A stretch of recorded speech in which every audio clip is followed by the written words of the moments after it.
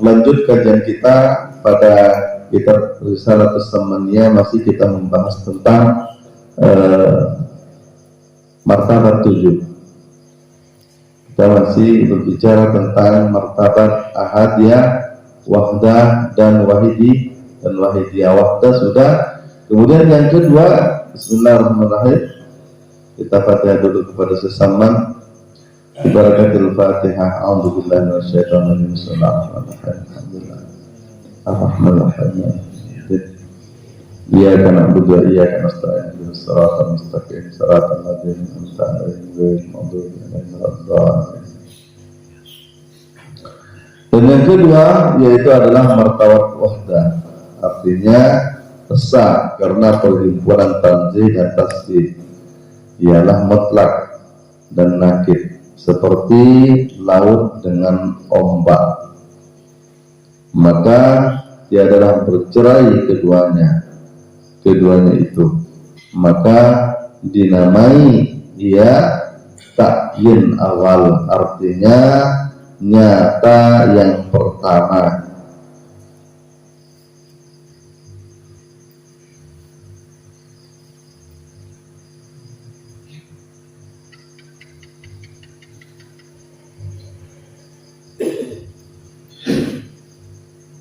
Dan tiada yang dinamai Allah Ta'ala dan Muhammad. Bermaksud dat dan sifat. Maka yaitulah sifat Allah Subhanahu wa Ta'ala. Maka firman Allah Subhanahu wa Ta'ala, wa huwa ma'akum aina ma kuntum. Artinya Allah Ta'ala serta kamu barang di mana kamu berada, dan bermula serta itu tiada ia bercerai, dat dengan sifat, dan tiada bercerai Tuhan dengan makhluk adanya.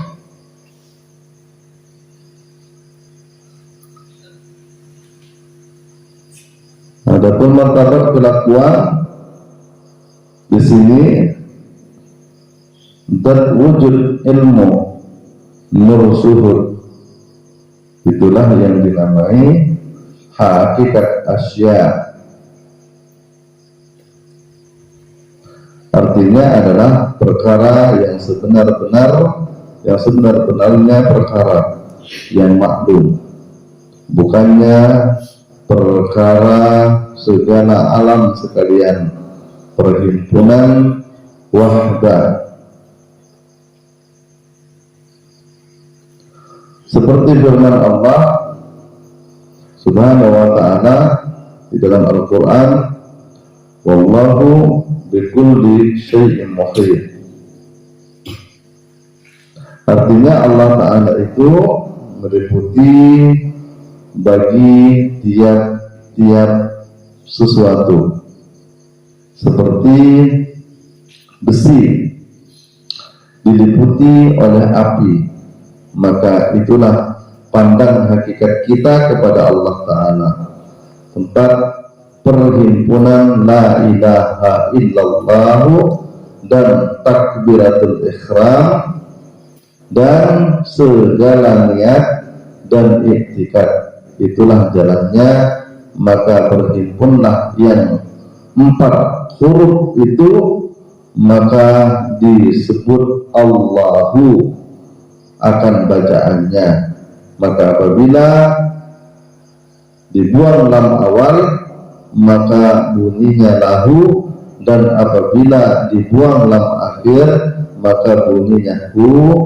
Maka apabila dibuang huruf h, maka tiadalah huruf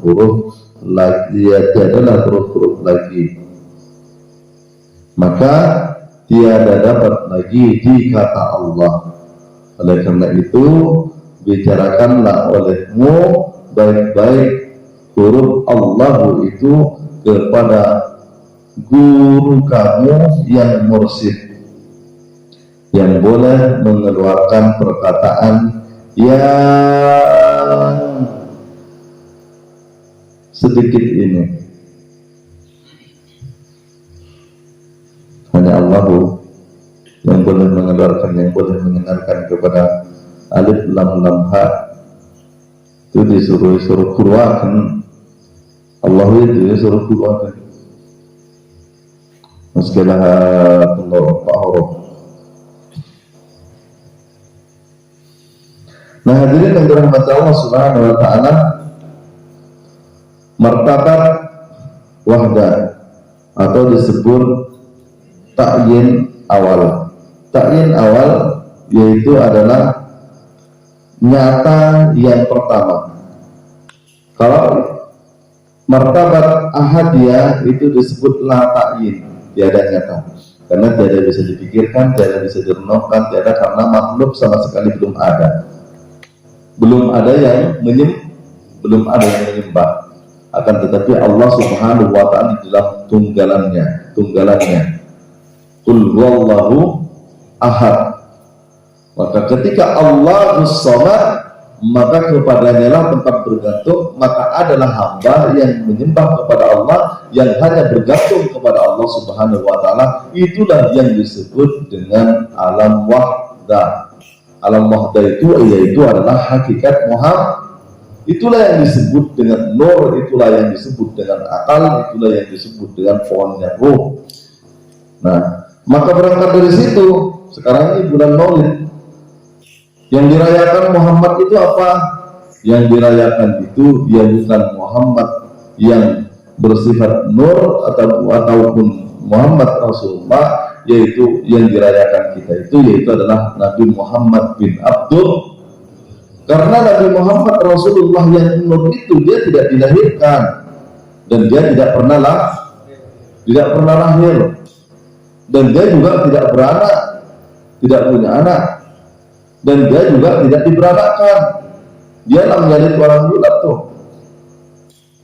Kalau Muhammad nur yang asal daripada asya, segala sesuatu itu sama sekali tidak dilahirkan. Karena kata Allah, khalaqtu Muhammadin min nuri wajhi, aku ciptakan Muhammad itu daripada nur wajahku. Sama sekali kan tidak lahir kan? Dia adalah bagian daripada Tuhan. Maka itu dia itu senyatanya yaitu adalah sifat Allah.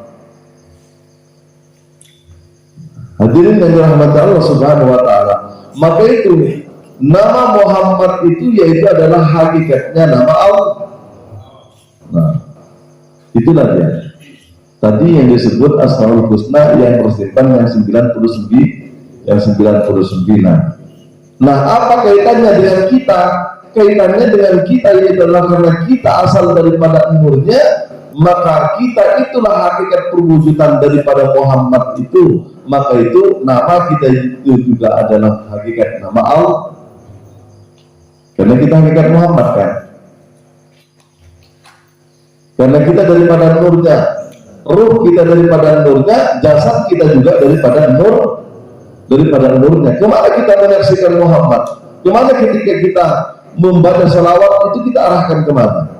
Coba. Inilah yang sebenar-benarnya dia itu. Allah katakan tadi bahwasanya ana ma'akum fa aina ma kuntum. Saya bersama kamu di mana saja kamu berada. Sementara ini kita pahamkan bahwasanya ana ma'akum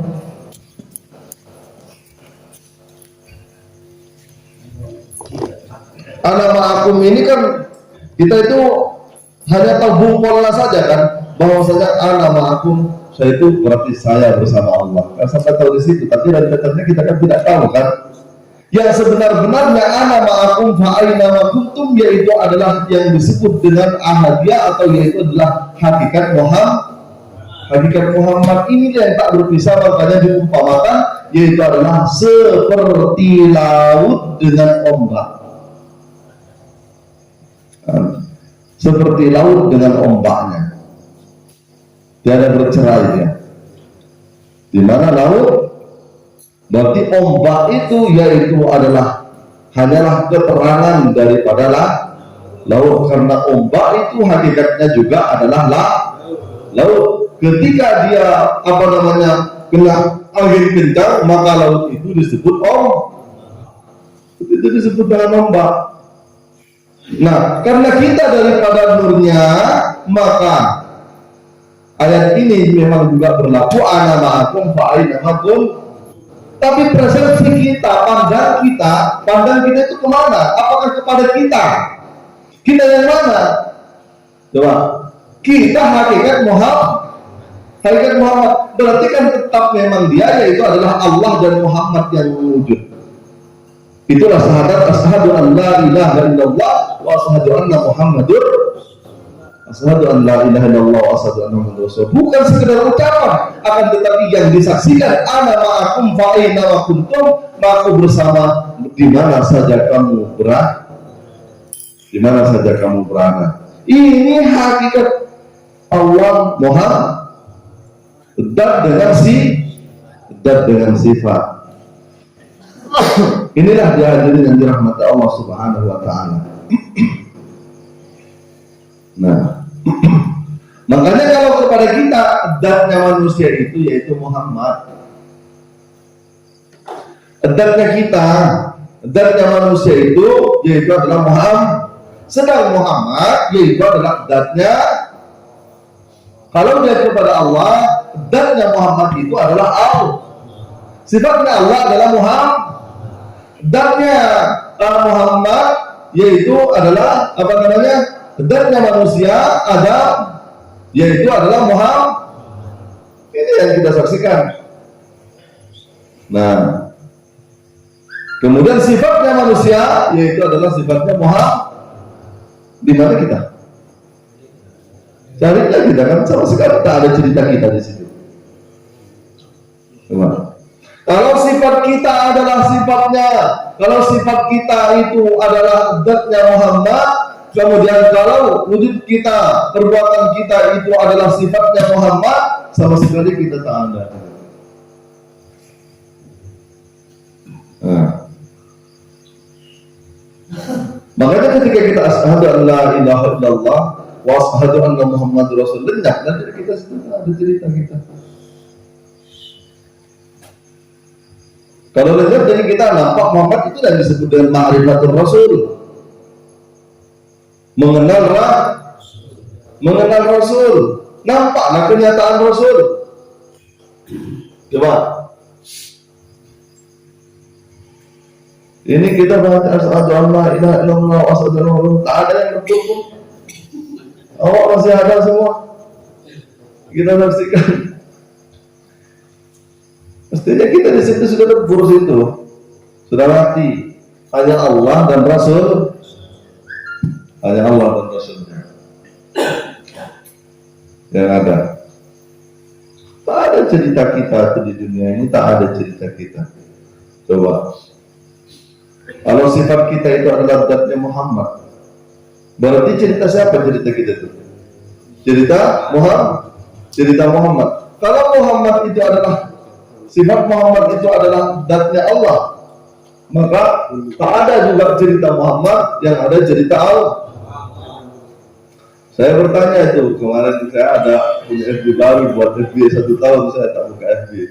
Saya cuma terlalu kasar kalau saya ingin menyatakan ada nggak buka FB saya. Saya dalam bentuk pertanyaan, benarkah orang yang kenal kepada Nabi tidak butuh wali, tidak butuh kiai, tidak butuh ulama?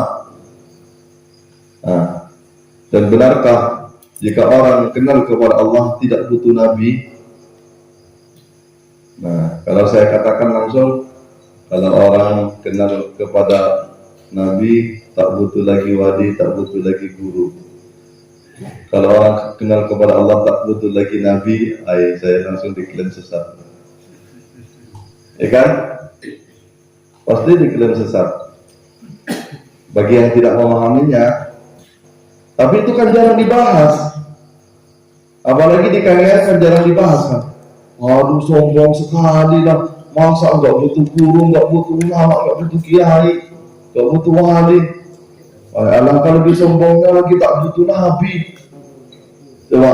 Kalau ini kan sombong-sombong orang. Kalau hanya dimaknai secara syariat, itu kan orang kalau begitu sombongnya kan nggak ada yang lebih sombong lagi daripada manusia satu. Kalau sempat dia mengatakan nggak butuh Nabi, dan berarti kan kafir kan? Wah, baru tahu lah selama ini ternyata dia orang kafir. Ya kalau dia tak butuh wali, tak butuh nabi. Coba. Nah, ini hadirin yang dirahmati Allah Subhanahu wa taala. Entahlah ada yang jawab, saya tak buka lagi itu. Dah apa jawaban kawan-kawan tuh? Ada itu. Apa dia?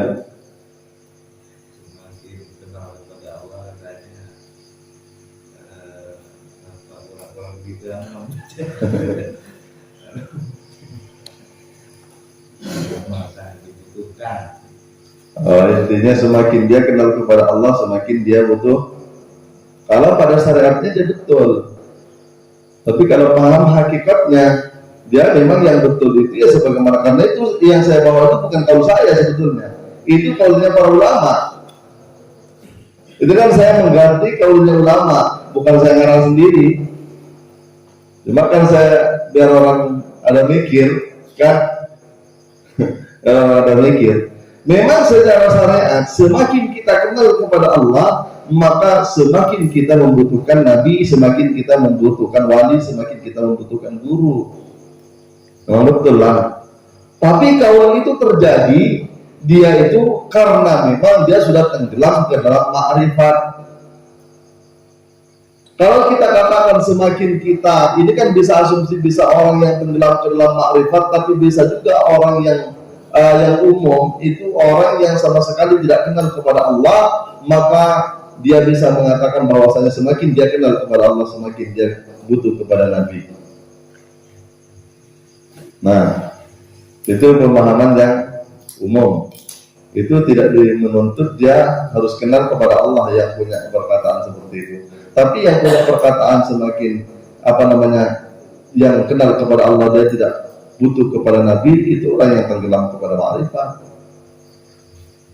Kan? Makanya itu ya sama-sama benar lah.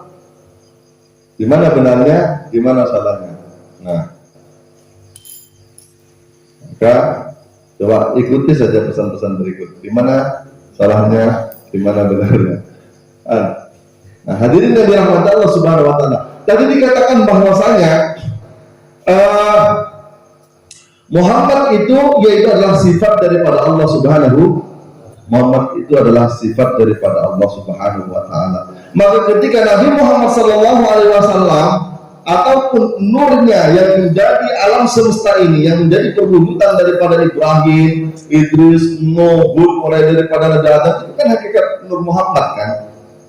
Coba yang sudah terpancar kemudian lahirnya disebut dengan Adam, disebut dengan Idris, disebut dengan Nuh, Hud, Soleh, itu nabi-nabi itu semuanya itu hakikat nur daripada Muhammad, hakikat nur daripada Muhammad, baik zahirnya maupun batinnya. Maka itu kenapa para nabi itu senantiasa bersyahadat asyhadu an la ilaha illallah wa asyhadu anna Muhammadur Rasulullah, dan dia takjub kepada nabi akhir zaman karena dia adalah sebab daripada segala sesuatu. Nah, hadirin yang dirahmati Allah Subhanahu wa taala. Kalau sebab itu pasti awal. Kan? Enteran water itu sebab adanya angin. Anginnya dulu apa enterannya dulu? Angin. Pasti angin dulu. Kan? Baru enteran, ketika angin datang kencang, kemudian baru enteran berputar. Jadi sebab itu pasti lebih dulu. Maka itu Muhammad itu adalah sebab daripada segala sesuatu. Maka baru yang kemudian itu ada yang berasal daripadanya. Nah, hadirin yang dirahmati Allah Subhanahu wa taala. Kenapa tadi sampai di mana sih?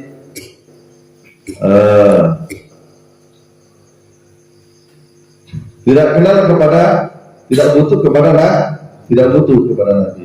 Karena hakikat Nabi yaitu adalah hakikat daripada Allah.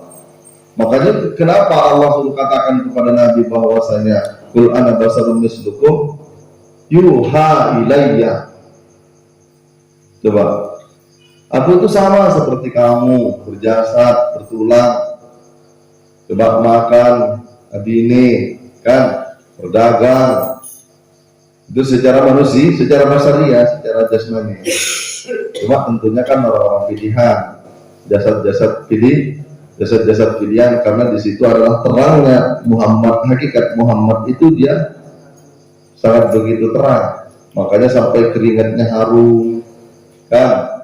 Kalau kita kan hilang timbul, lebih banyak timbul dan lebih banyak hilangnya daripada timbulnya. Nah, makanya baunya busuk. Kita ini kan baru belajar. Mudah-mudahan Allah istiqomahkan kita di dalam ma'rifat. Amin Allahumma amin. Allahumma amin.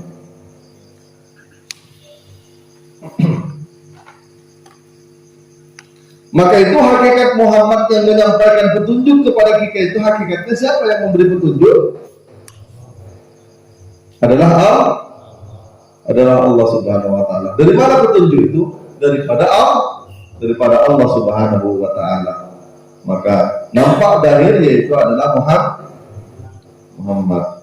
Makanya ketika Allah berfirman Allamal insana ma lam ya'lam, saya ngajari manusia apa saya tak tahu.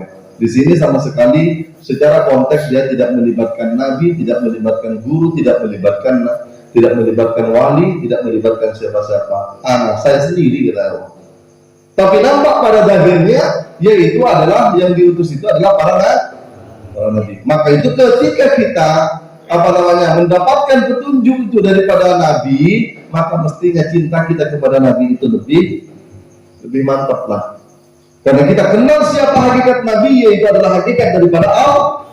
Tadi sifat itu hakikat daripada dan hakikat nabi yaitu adalah hakikatnya, yaitu adalah Allah. Maka itu cinta kita kepada nabi, hakikatnya kita cinta kepada Allah. Maka itu Allah berfirman, "Qul in kuntum tuhibbunallah", barang siapa katakanlah, in kuntum, jika engkau cinta kepada Allah, fattabi'uni, maka ikutilah aku. Dengan mengikut nabi, dengan cinta kepada nabi, maka hakikatnya kita mengikut Allah. Kalau sudah kita pandangannya hanya kepada Allah, tak nampak nabi kan? Jelas nggak? Kalau sudah tak nampak nabi, kita tak butuh nabi kan? Yang nampak hanya Allah, karena dia adalah sifat daripada Allah. Tapi secara syariat cinta kita kepada nabi lebih super daripada cintanya orang yang tidak kenal kepada Allah dan Rasulnya. Coba.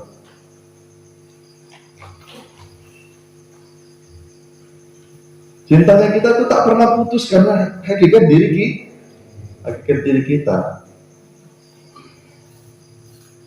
Lebih menggema cinta kita kepada nabi.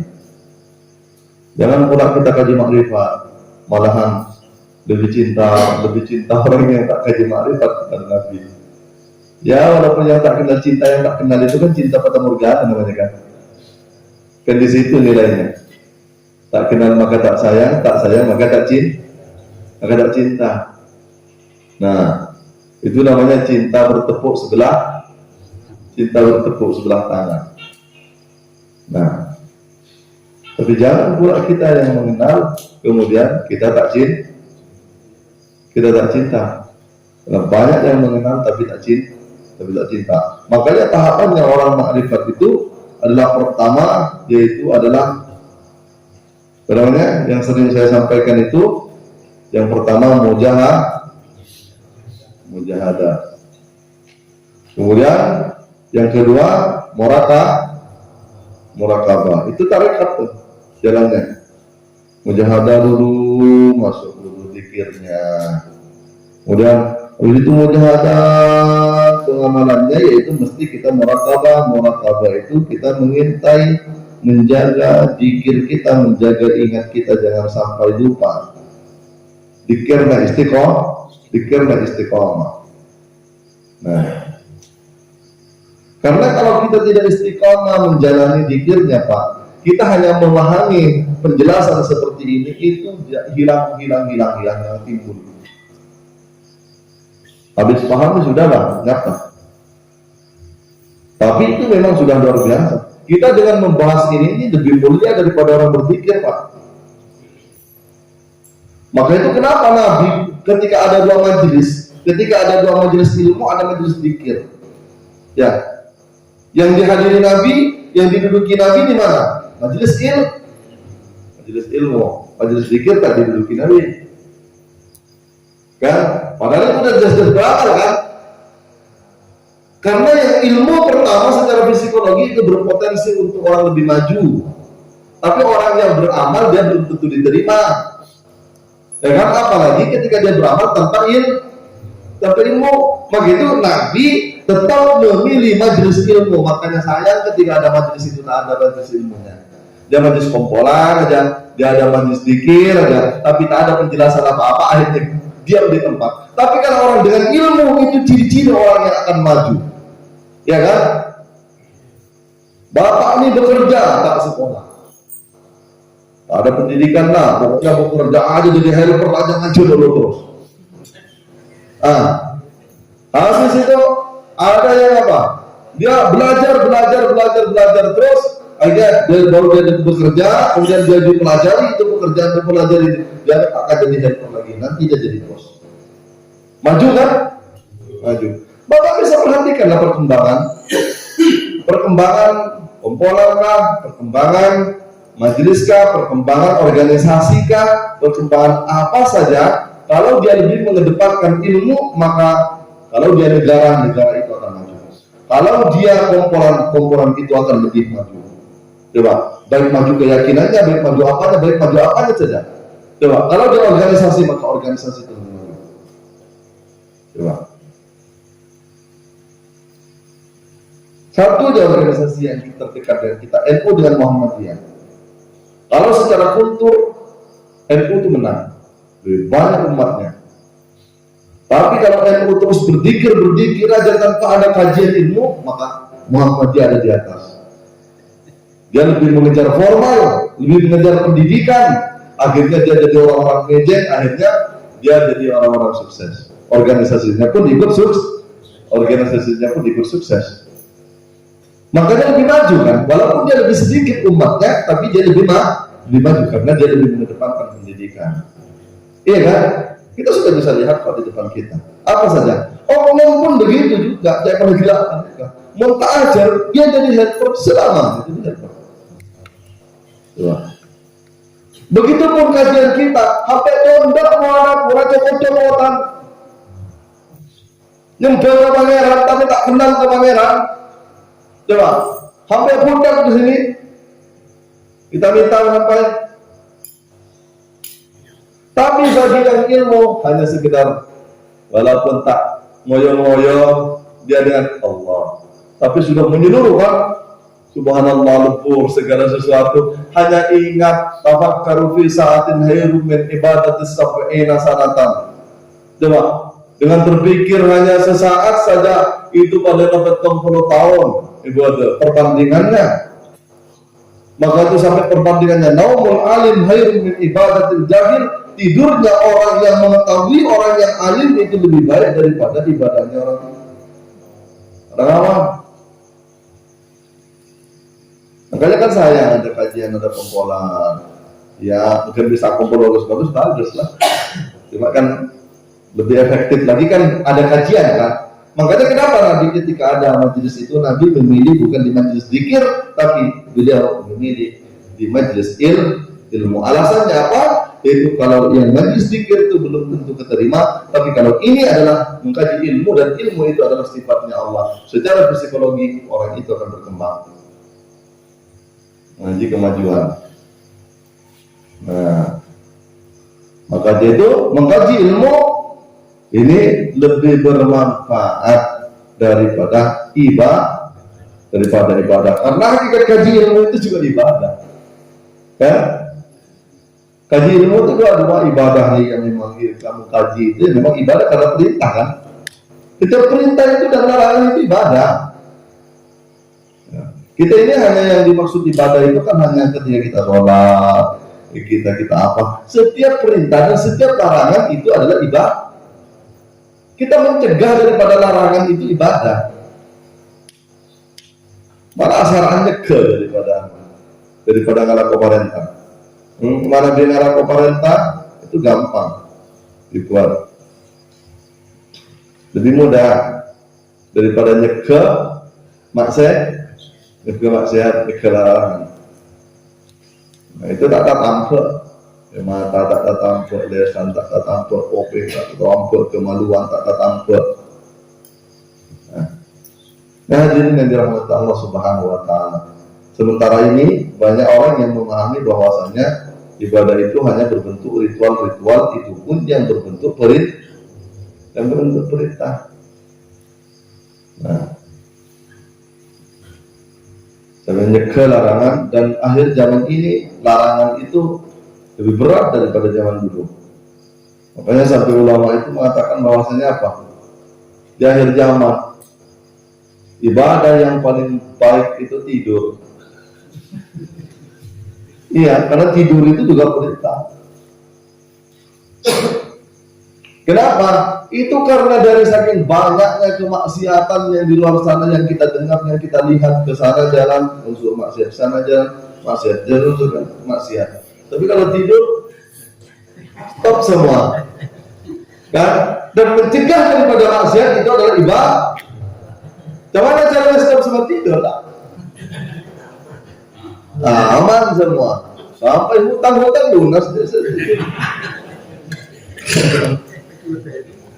Ada cerita orang harus mikir hutang, ada cerita orang tidur tuh paling happy itu, kan? Makanya Allah puji, waja'alna naumakum subata waja'alna an-nahara ma'asya wa banaina fawqakum syab'an sidada. Hadirin yang dirahmati Allah Subhanahu wa taala. Kalau kenal kepada Allah, maka dia tak butuh. Nah, memang ekstrim bahasa-bahasa orang tasawuf itu. Berbahaya kayaknya kan. Tapi pasti. Makanya itulah rawan dibilang sesat itu. Padahal nyatanya dia memang lebih cinta karena dia tahu hakikat Rasul itu, yaitu adalah hakikatnya Allah. Kalau memang mengatakan kepada cinta kepada Allah, maka fattabi'uni, maka ikutilah aku. Hakikat cinta kamu kepada aku itu adalah hakikat cintamu kepada Allah. Cintamu kepada Allah.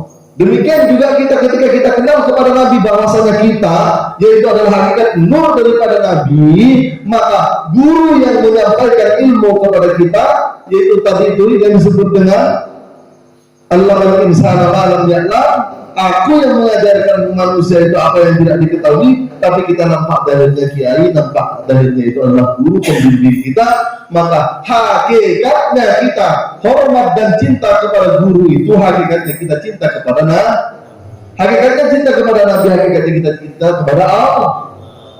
Maka tak ada beda. Ini kalau tak paham, bisa-bisa ini kurang ajar sekali. Rupanya selama ini dia belajar dari mana? Kan dari guru. Ya memang tak salah memang, bapak betul lah. Tapi kau tak mau mengakui kiai, kau tak mau mengakui wali, ya bapak betul lah. Bapak betul juga. Bagaimana betul? Aku betul atau salah? Jangan seperti begitu jadinya kan. Kita betul kan dia nggak mau. Kita yang disalahkannya. Iya. Bapak itu cuma memahami dari versi Bapak. Kalau Bapak dia paham betul dengan maksud saya, ya sama-sama betul Pak. Bapak pun betul juga. Cuma Bapak itu kan tak tahu siapa hakikat diri Bapak.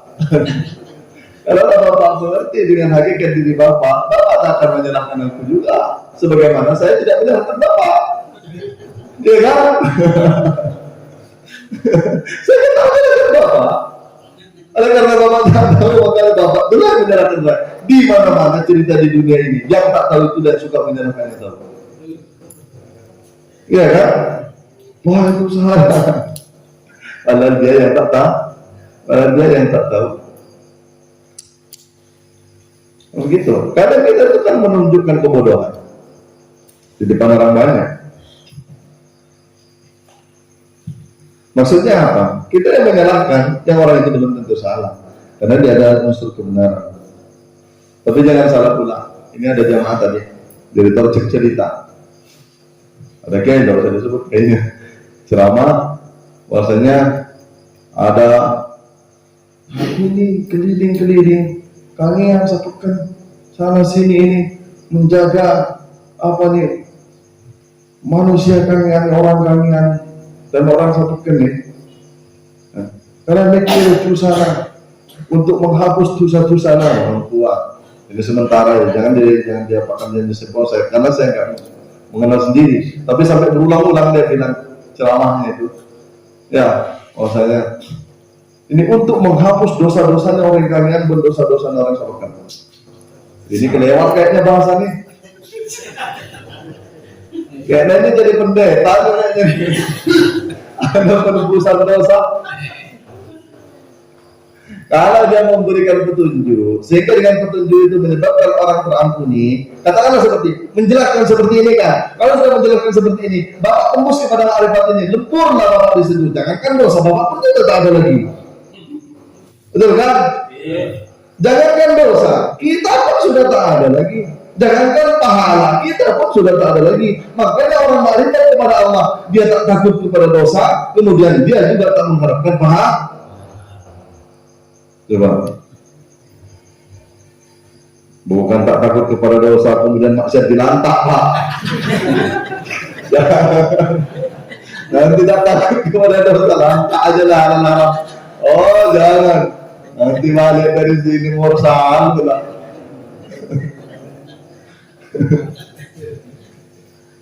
Artinya itu bukan orientasi.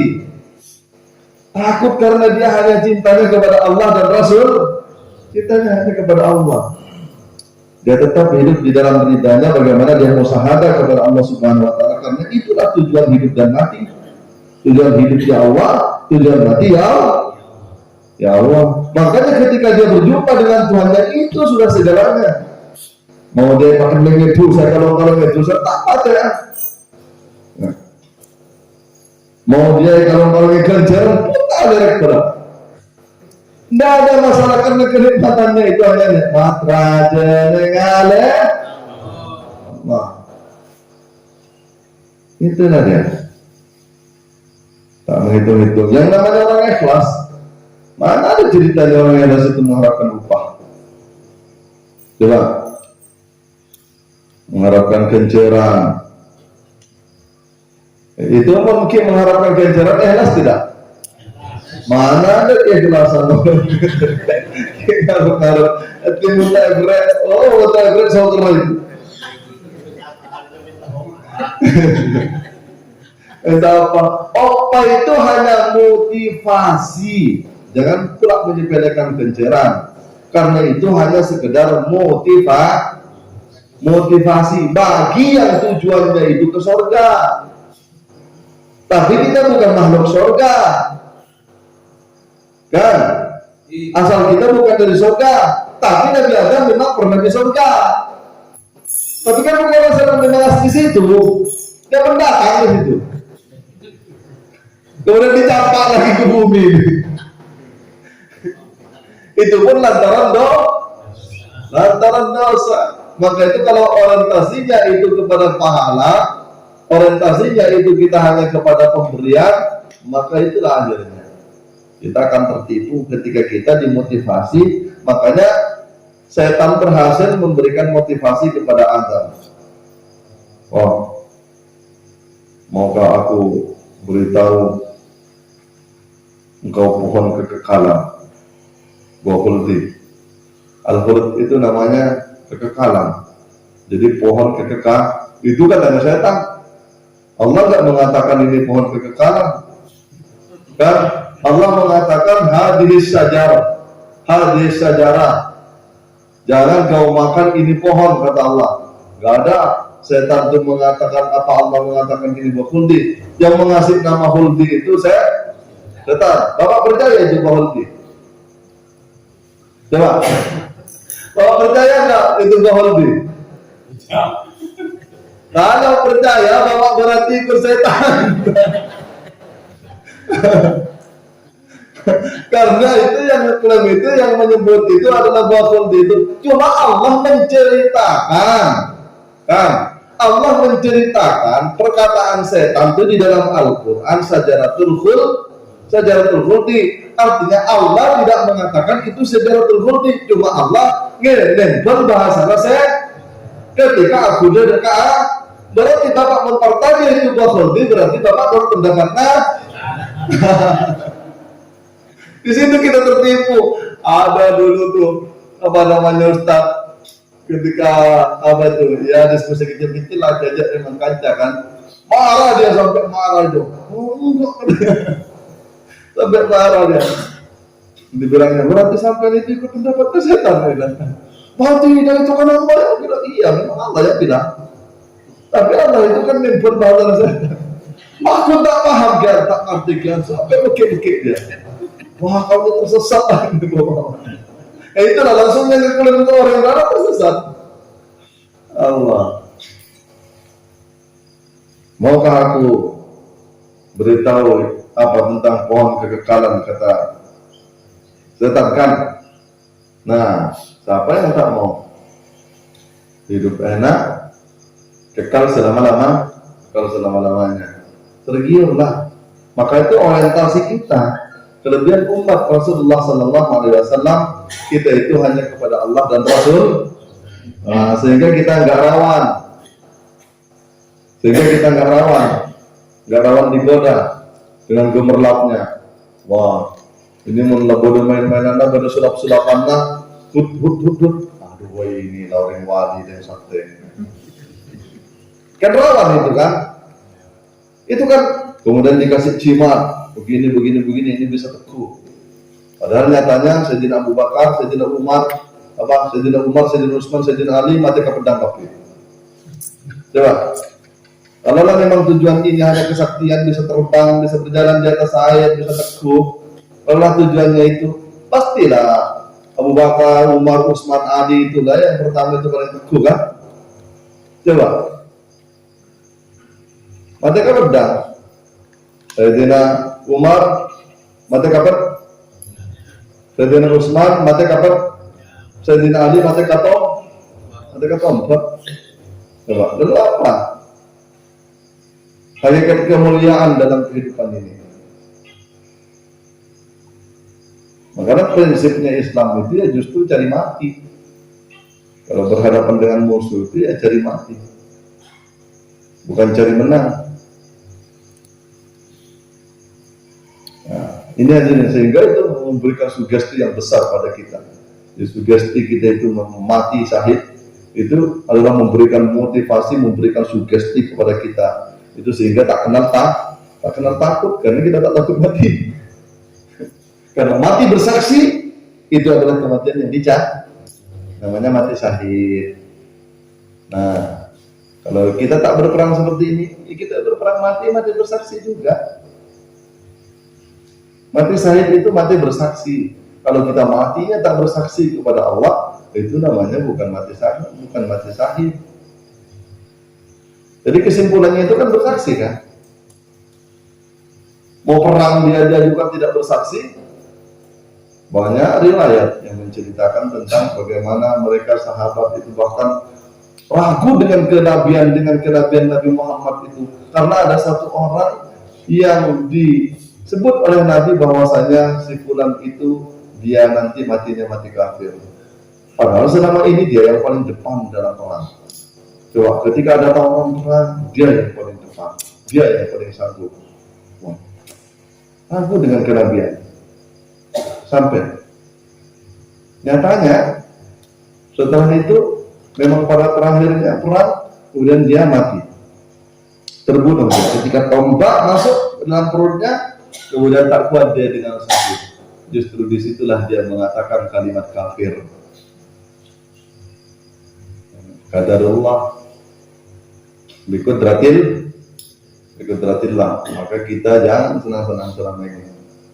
Kita oke di akhir hayat kita, itulah yang menentukan. Kita kaji ini, kita kaji itu, tapi terakhirnya empor-empor tai. Ya kan? Nah, itu bila ini enggak Alhamdulillah min dzalik. Tapi sebaliknya ada orang yang dulunya jahat,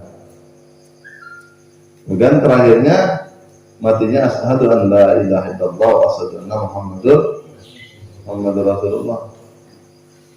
Kira beda jahatan dari Sayyidina Umar, tapi di akhir kehidupannya, tapi itu sudah menjalani ini ya. Tapi ada yang orang kafir dulu kan saya cerita tuh, pernah saya cerita tentang orang yang cinta kepada Syekh Abdul Qadir Jailani. Cinta, ada orang Majusi, nyembah api. Nah dia cinta kepada Syekh Abdul Qadir Jailani. Nah ketika dia ada keselamatan di budayanya, yang Syekh Abdul Qadir Jailani nanti main, tapi agamanya masih Majusi. Terakhir mati. Udah setelah mati, ada beberapa ulama yang bermimpi bahwasanya dia ternyata berada di surga, berada di tempat yang penuh dengan kenikmatan. Sehingga di dalam mimpi itu bertanya, hai si fulan, karena tetangga kan dulu kan, bukankah anda dulu Majusi? Iya, saya Majusi, tapi anda apa Majusi? Senang kehidupanmu, nikmat kehidupanmu? Iya. Cuma aku dulu di masa hidupku cinta kepada Syekh Abdul Qadir Jailani. Ada apa-apa hatiku suka cinta kepada Syekh Abdul Qadir Jailani. Nah, sehingga setelah aku mau nazak, kelepek-kelepek, disitulah aku terucap syahadat asyhadu an la ilaha illallah wa asyhadu anna Muhammadur Rasulullah, dan aku setelah itu langsung meninggal dunia, tak sempat lagi berbuat dosa. Aku mati dalam keadaan suci. Kan biqudratillah kan, orang yang memang kafir ada antara mati antara sahabat keuntungan. Nah, jangan-jangan kita ini Islam terus setelah mati juga kita mengatakan kafir seperti tadi itu. Orang jihad fisabilillah, pengorbanannya, meninggalkan keluarganya, mengorbankan hartanya, mengorbankan jiwanya, terus setelah mati hanya tak kuat sakit, dia mengatakan kata-kata kafir. Naudzubillah min dzalik. Orang mana sakit itu dengar. Muhammad aja depannya jauh sakit itu. Naudzubillah min dzalik. Oma dan mama aja kita. Ini kata orangnya. Tak kira mau tanda tanda. Mari aja ada tanda kematian, masa kita harus takut gitu. Takut tanda cuma aja. Berkhianat, itu pelajaran. Ya Allah, percuma lah awak mengajarkan tentang ilmu jalannya kematian dan tanda kematian. Dia juga ragu ternyata selama ini dengan itu kan hanya sakit lambung. Ya itu, coba. Kita mau. Tapi setelah itu tambah yakin lah dia kata Muhammad ya. Jadi setelah itu kan tambah yakin kan, memang betul lah. Kalau tak ada tanda, tetap hidup kita tak akan mati sesuai kita bangun. Buktinya kan tetap hidup. Alhamdulillah. Akhirnya dia sering mimpi saya katanya, dia cerita tuh. Hampir tiap malam mimpi saya, jangan-jangan saya pula jadi setan dalam kehidupan gitu. Mimpi dibimbing inilah, dibimbing itu, waktu saya ketemu dengan apa, katanya bercerita dengan nama apa, dengan apa. Jadi dia cerita. Saya pun tak begitu dengar juga orang dia mimpi kok. Saya tak tahu, saya juga ngorok di sini. Allah. Itu petunjuk. Nah, jadi dengan rahmat Allah Subhanahu wa taala. Jadi tak butuh dengan guru, hakikatnya yaitu adalah kita cinta kepada pembimbing, kita cinta kepada guru, itu cinta hakikatnya cinta kepada karena itu adalah nurnya Nabi, dan nurnya Nabi itu adalah sifat daripada Allah. Makanya tadi di kitab itu disebutkan itulah yang dinamai dengan Allah Muhammad. Dia tak berpisah, yaitu adalah seperti laut dengan ombaknya, seperti lampu dengan terangnya. Dia tak berpisah. Demikian juga kita, ana ma'akum fa aina ma kuntum, aku bersama kamu di mana saja kamu berada. Sekarang. Makanya di sinilah kita itu. Kalau kita sadar Allah jadi kapina pangeran. Coba. Kita kapina Allah, abang dunia berengah, bertakabur Allah.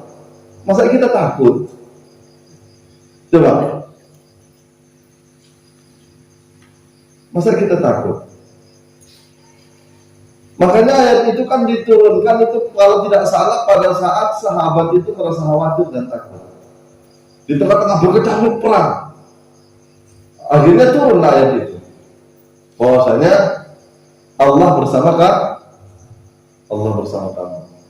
Kata Nabi, ana ma'akum fa'aina makun fa'aina makutum. Barulah di situ percaya diri lagi. Oh, Allah bersama. Karena memang Pak kita itu setelah diuji, Masya Allah, habis iman kita. Diuji dengan miskin, diuji dengan sakit, coba diuji dengan masalah-masalah yang mencekam, pada diri kita hilang iman kita. Makanya ini sampai kita mahabbah, makanya tadi itu mujahadah, murakabah, musahadah, dan ma'rifat mahabbah. Itu tingkatan kita tuh. Mujahadah, murakabah, diamalkan betul-betul, kemudian tembus musyahadah, kita bersaksi. Nah, seperti ini. Kita bersaksi, kemudian setelah kita bersaksi, barulah kita dapat kenyataan namanya ma'rif, yang kita saksikan itu adalah kenyataan Tuhan. Nah, kita ini ada di tahapan yang mana? Kemudian setelah itu, setelah kita mengenal dengan senyata-nyatanya kenyataan Tuhan, maka yang berikutnya yaitu adalah mahabbah, cinta. Itulah puncaknya. Cinta. Kalau sudah cinta, itu kan sudah pengamalan kan. Mahabbah. Inilah di mana saja kita berada, kita bersama Dia. Kita bukan bersama diri kita, kita bersama Allah. Dan itu sama sekali tidak terpisah, walaupun dalam sebentar aja kita nggak pernah berpisah dengan Allah. Bagaimana ceritanya Allah bisa berpisah dengan kita? Yang dikatakan Allah berpisah dengan kita itu artinya Allah tidak membuka hati kita, Allah tidak merahmati kita, Allah kita itu tertutup dengan Allah. Kalau Allah dengan sifatnya, dengan perbuatannya sama sekali tak berpisah. Tapi lantaran kita yang terpisah dengan Allah, tak nampak kenyataan Allah, maka nampak kenyataan yang lain selain Allah, itulah yang terpisah. Nah, ini juga demikian juga dengan hakikat Muhammad. Nah, makanya fasalli li rabbika wanhar. Kan inna atainakal kautsar. Kan fasalli li rabbika, apa itu? Sesungguhnya yang membencimu dialah yang terputus. Siapa yang membenci itu? Yang membenci ini. Yang membenci Muhammad. Makanya kenapa? Ini ayat ini juga menyebutkan. Dulu kan Pak Fajar punya pendapat bahwasanya orang yang tidak Islam itu juga dia bisa masuk surga. Kan? Padahal itu jelas ayat itu bahwasanya fasalli li rabbika wanhar. Ayat ini sesungguhnya akan memberikan nikmat yang banyak. Coba. Kemudian ada di situ kalimat apa tuh? Anunya. Sesungguhnya yang membencimu dialah yang terputus. Yang membenci kepada Nabi, dia terputus, imannya tuh enggak sah. Coba di ayat yang lain apa Allah berfirman yang sudah saya sampaikan itu qul man khalaqas samawati wal ardh. Katakan Muhammad, siapa yang menciptakan langit dan bumi?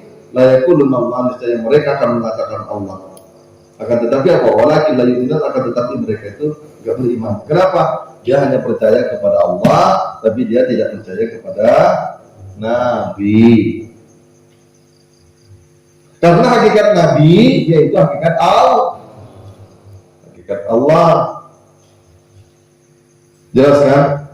Makanya dia tak bisa dipisahkan, sampai pada syariat pun dia tak bisa dipisahkan.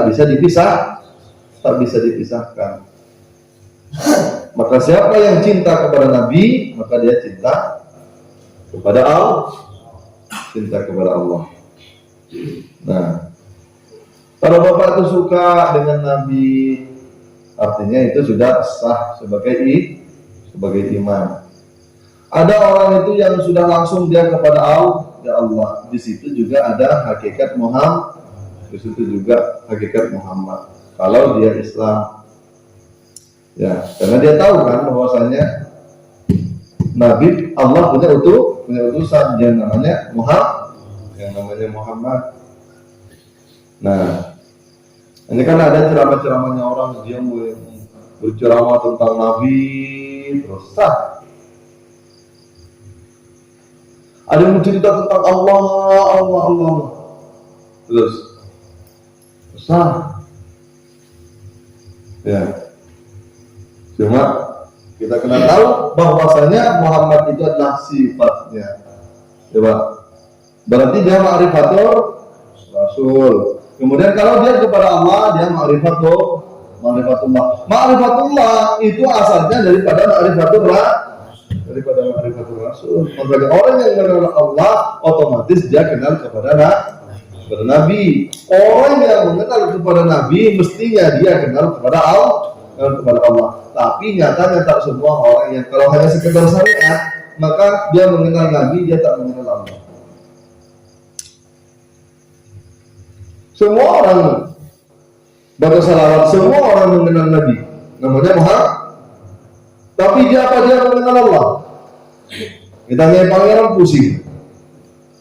Wah, sesat lagi. Ujung-ujungnya dia sesat juga ya.